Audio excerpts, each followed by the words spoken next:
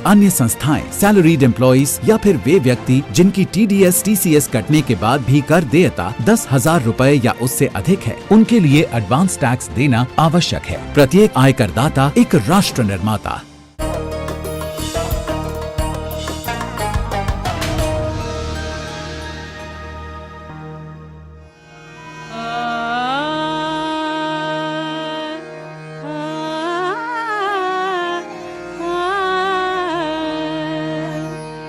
सब कहाँ कुछ लालो गुल में नुमाया हो गई। नाज़रीन आदाब, DD उर्दू के ख़ास प्रोग्राम शेर सुखन में आपका इस्तकबाल है। मैं हूं आपका मेज़बान सलमान सईद।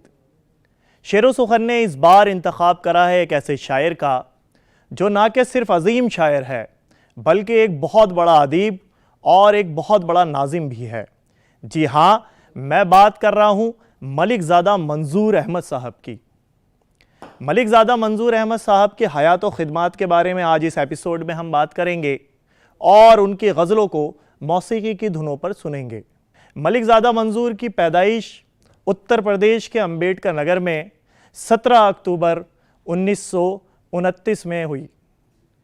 अपनी इब्तिदाई तालीम और आला तालीम गोरखपुर में हासिल की। डॉक्टर मलिक ज़ादा मंजूर ने दरस व तदरीस की खिदमत पहले आज़मगढ़ के शिबली कॉलेज में दी और फिर उसके बाद लखनऊ यूनिवर्सिटी और गोरखपुर यूनिवर्सिटी में भी खिदमत अंजाम देते रहे। डॉक्टर मलिक ज़ादा मंजूर उर्दू मुशायरों के रूह रवा थे। तकरीबन 4-5 दहाइयों से मुशायरों के ज़रिए से उर्दू शेर व अदब की खिदमत अंजाम दे रहे थे।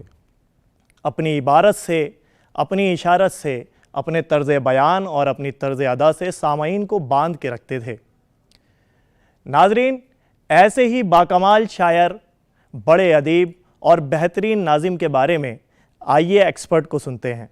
देखिए, मलिक ज़ादा मंजूर अहमद हमारे अहद के उन अहम लोगों में थे, बल्कि एक अबकरी शख्सियत थे जिनकी शख्सियत के मुख्तलिफ़ पहलू थे। वो बुनियादी तौर पे उर्दू के मुहक्किक भी थे, मुअल्लिम भी थे, इसके अलावा एक अच्छे शायर थे। और दूसरी बात ये कि किसी अहम और काबिल क़द्र मुशायरे की पहचान इससे होती थी कि मलिक ज़ादा मंजूर अहमद उसके नाज़िम हैं। तो उनकी ये हैसियत जो है उसको आप नज़रअंदाज नहीं कर सकते। और उन्होंने, मैं ये समझता हूँ कि खैर बहोरवी, उमर अंसारी, उम्मीद डिबाईवी जैसे लोगों के बाद जो पूरी नस्ल सामने आई, उसके सामने मलिक ज़ादा मंजूर अहमद जो हैं वो एक नुमाइंदा शख्सियत के तौर पे उभरे जिन्होंने मुशायरों की निज़ामत की। और निज़ामत जो थी उसके अंदर जो सलीक़ा था, जो सुघड़पन था, जो अदबियत थी और जो ज़बान की चाशनी थी, वो अपनी जगह महफूज रही। एक जो मलिक ज़ादा मंजूर अहमद की पहचान ज़िंदा रहेगी और हमेशा वो उनको याद रखा जाएगा, वो उनकी खुदनविश सवाने जो है उसके हवाले से याद रखा जाएगा। उस सवाने की खूबी ये है कि वो मलिक ज़ादा मंजूर अहमद की ज़िंदगी की गिरद तो घूमती है, लेकिन उसमें हमारे जो मुशायरे हैं उनमें का जो उरूज और ज़वाल है वो भी आपको देखने को मिलेगा। इसके अलावा ये शोरा और शायरात का रवैया और एक तरह से क्या में एक दूसरे से ताल्लुक़ात थे, उसके बारे में भी उसमें आपको जानकारी मिलेगी।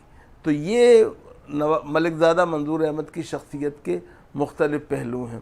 मलिक ज़ादा मंजूर अहमद ने उर्दू के उस्ताद की हैसियत से अपनी ज़िंदगी गुजारी और उन्होंने उर्दू की नई नस्ल को तैयार किया। ये भी बड़ी बात है, इसको वो अपने शागिर्दों के ज़रिए भी याद रखे जाएंगे। नाज़रीन, जब हम मलिक ज़ादा मंजूर साहब की शायरी के बारे में बात करते हैं तो कई रंगों का ज़िक्र होता है। एक रंग ये भी है, कहते हैं कि रुख पे अहबाब के फिर रंग मुसर्रत आए।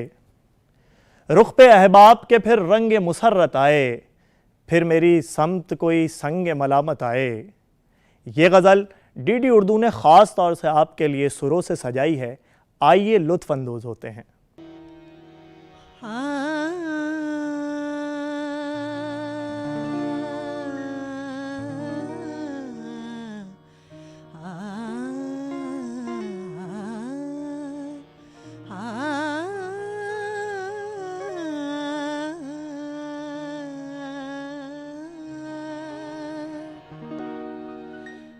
रुख पे अहबाब के फिर रंगे मसरत आए। रुख पे अहबाब के फिर रंगे मसरत आए। रुख पे अहबाब के फिर रंगे मसरत आए।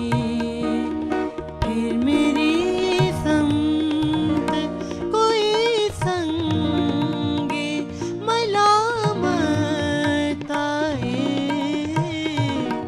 रुख पे अहबाब के फिर रंगे मसरत आए। फिर मेरी समत कोई संगे मलामत आए। रुख पे अहबाब के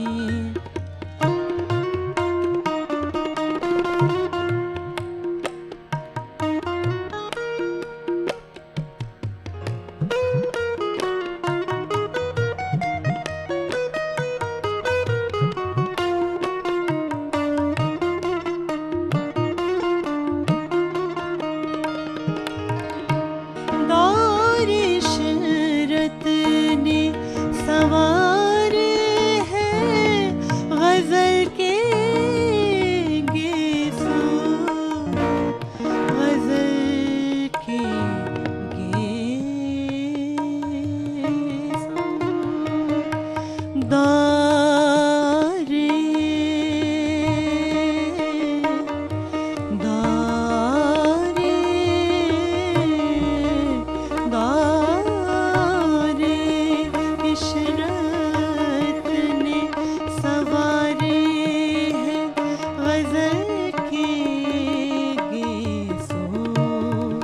दौर इशरत ने सवारे हैं गज़ल के गेसों। दौर इशरत ने सवारे हैं गज़ल के गेसों। फ़िक्र के पहलू मगर हम की बदौलत आए। फ़िक्र के पहलू मगर हम की बदौलत आए। फिर मेरी समत कोई संगे मलामत आए। रुख पे अहबाब के फिर रंगे मसरत आए। रुख पे अहबाब के फिर रंगे मसरत आए। रुख पे अहबाब के फिर रंगे मसरत आए। रोशन चेहरा भीगी जुल्फ़े दूं किसको किस पर तरजीह। रोशन चेहरा भीगी जुल्फ़े दूं किसको किस पर तरजीह।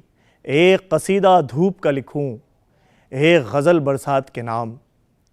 नाज़रीन, जब हम मलिक ज़ादा मंजूर साहब की शायरी पे बात करते हैं तो हमें ये मालूम होता है कि उनका कमाल ये था कि वो अपने लफ्ज़ ताज़ा और असलूब के हुस्न के लफ्ज़ों से ऐसे मोती पिरोया करते थे कि उनकी नस्र में भी नज़्म का गुमान होता था।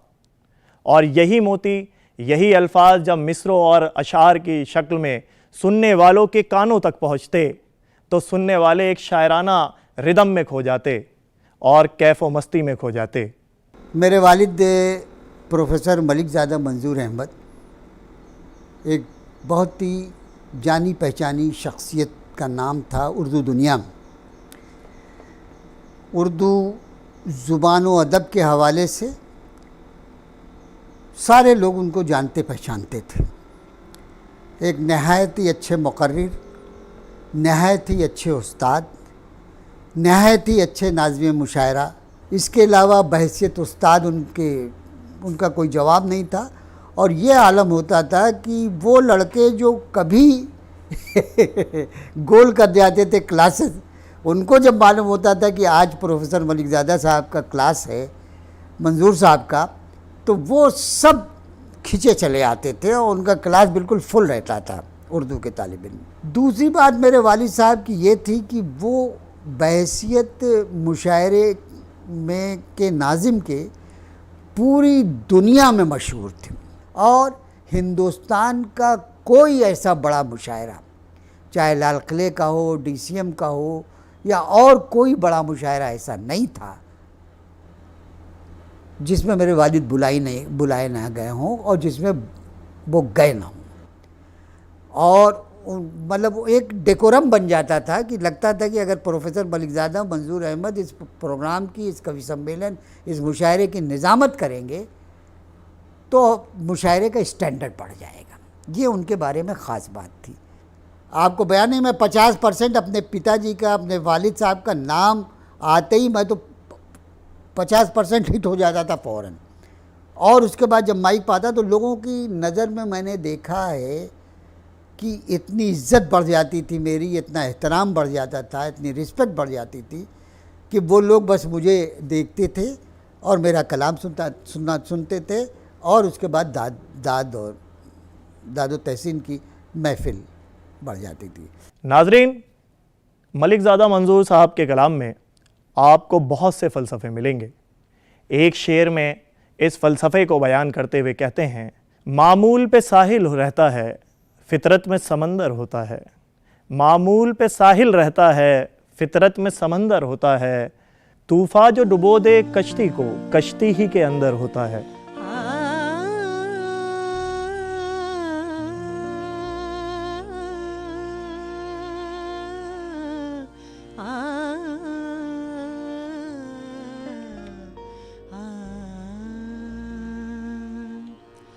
मामूल पे साहिल रहता है, मामूल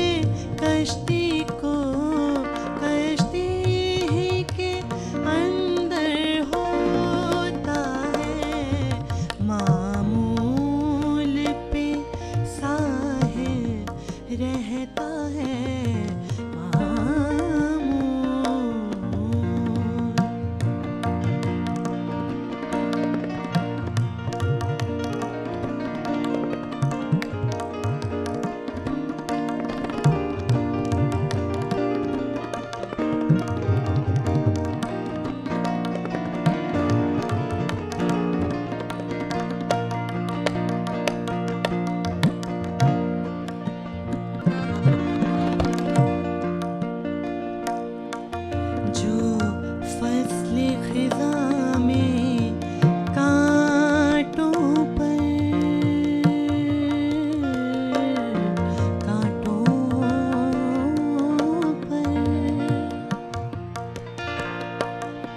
जो फसले खिज़ां में कांटों पर रक्साओ गज़ल खां गुज़रे थे,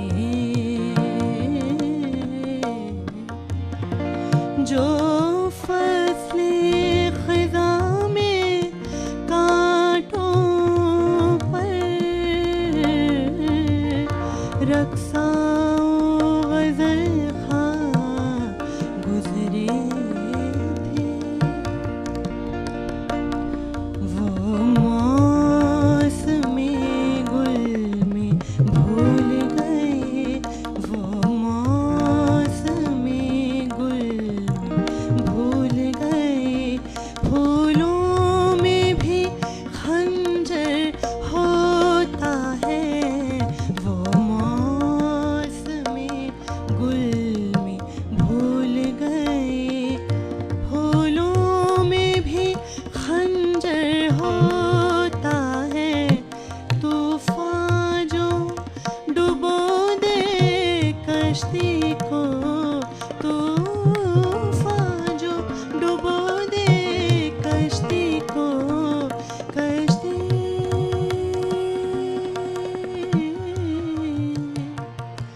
कश्ती ही के अंदर होता है मामूल पे साहिल रहता है मामूल पे।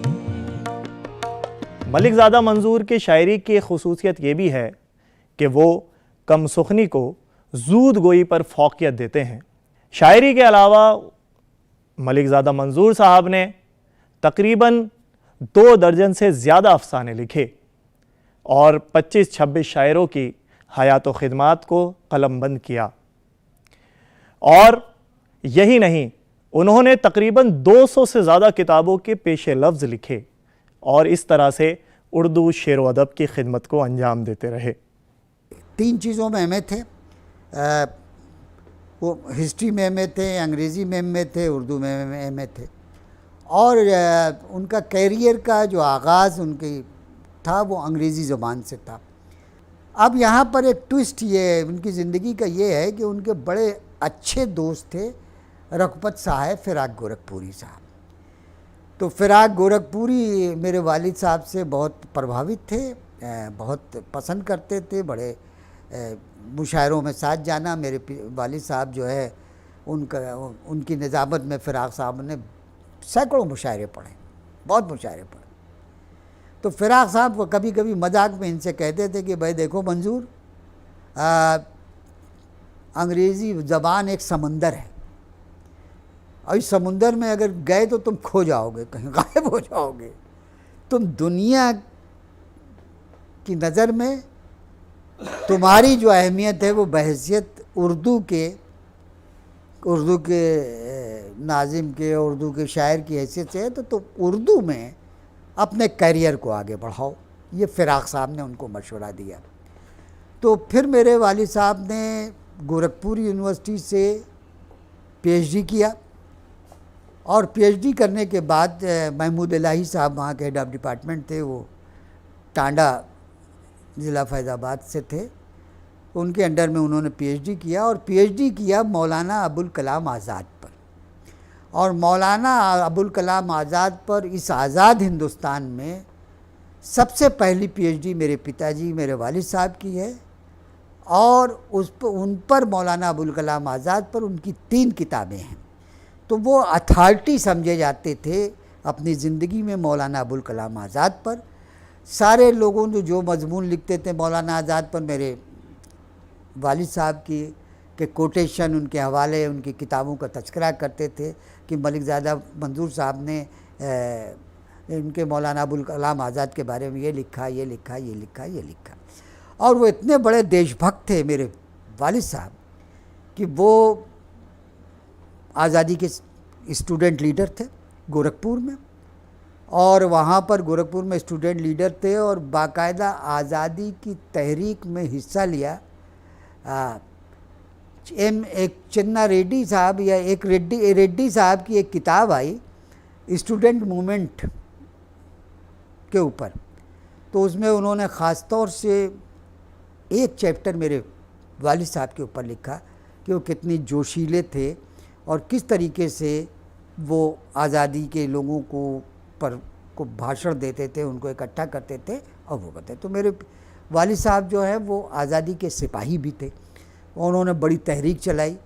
तो ये कहने का मतलब उनकी ज़िंदगी के इतने पहलू थे, इतने ज़िंदगी में ये था, और हर पहलू में शुरू से लेके इंतहा तक, आखिर तक पहुँचे। नाजरीन, मलिकज़ादा मंजूर साहब अपने शेरों में सामने की बात भी करते हुए नज़र आते हैं और ऐसा लगता है जैसे सामने से बात कर रहे हों। इस शेर के अंदर कहते हैं कि ज़िंदगी में पहले इतनी परेशानी तो न थी, ज़िंदगी में पहले इतनी परेशानी तो न थी, तंग दामानी थी लेकिन चाक दामानी न थी। आइए नाजरीन, इस गज़ल को सुरों से सजाया है आपके लिए डीडी उर्दू ने, लुत्फ़ अंदोज़ होते हैं। जिंदगी में पहले इतनी तो परेशानी ना थी, जिंदगी में, जिंदगी में, जिंदगी में पहले इतनी तो परेशानी ना थी, जिंदगी में पहले इतनी तो परेशानी ना थी, तंग दामानी थी लेकिन चाक दामानी थी, जिंदगी में पहले इतनी तो परेशानी ना थी।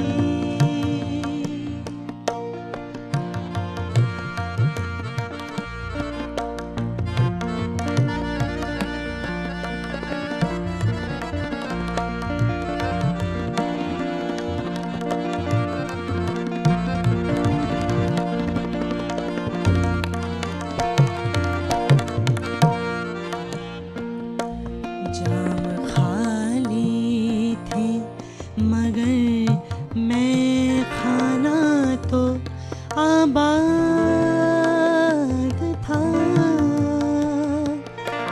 जाम खाली,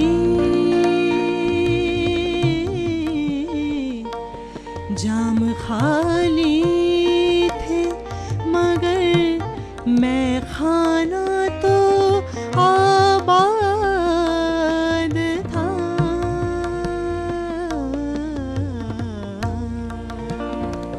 चश्मे साक़ी, चश्मे साक़ी, चश्मे साक़ी में तग़ाफ़ुल था, पशेमानी न थी, चश्मे साक़ी में तग़ाफ़ुल था, पशेमानी न थी, तंग दामा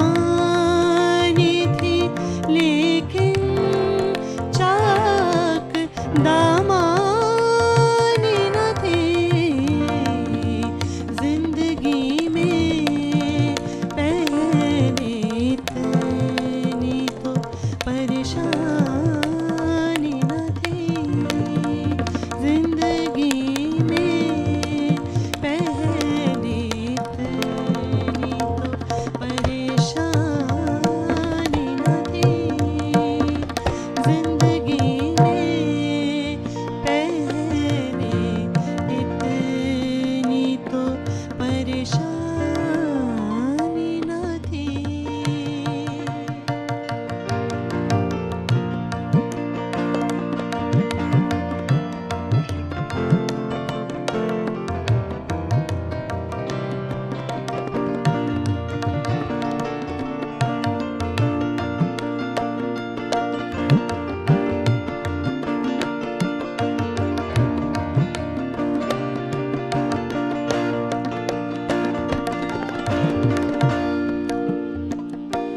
पढ़ चुका अपनी गजल मंजूर तो ऐसा लगा,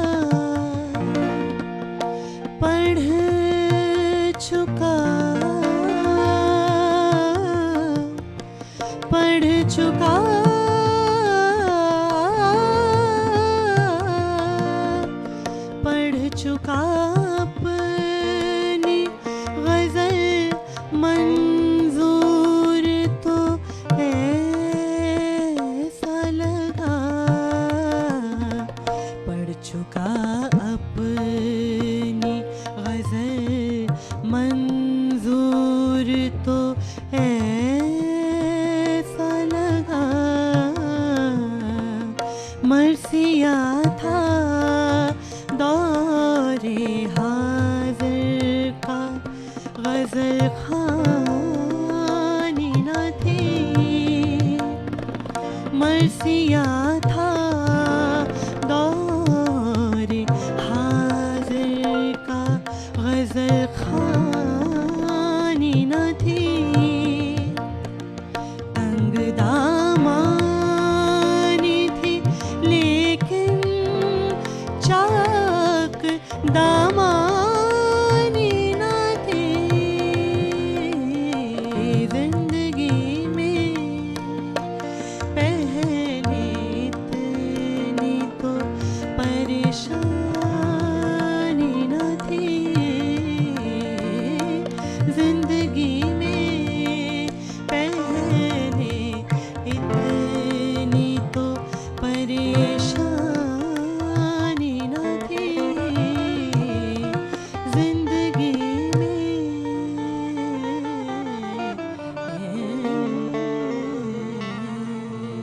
नाजरीन, आज के इस एपिसोड में हम मलिकज़ादा मंजूर के हयात व खिदमात के बारे में बात कर रहे थे और उनकी गज़लों से लुत्फ़अंदोज़ हो रहे थे।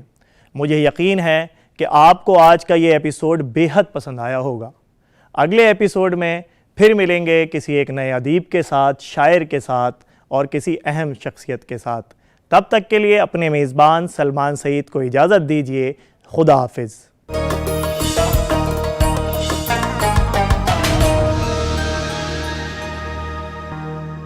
अब देश बड़े संकल्प लेकर के ही चलेगा और वो बड़ा संकल्प है विकसित भारत। प्रधानमंत्री जी का ये विजन अमृतकाल में है। हर देशवासी का संकल्प जिसको गति दे रहा है आपके द्वारा दिए गए एडवांस टैक्स का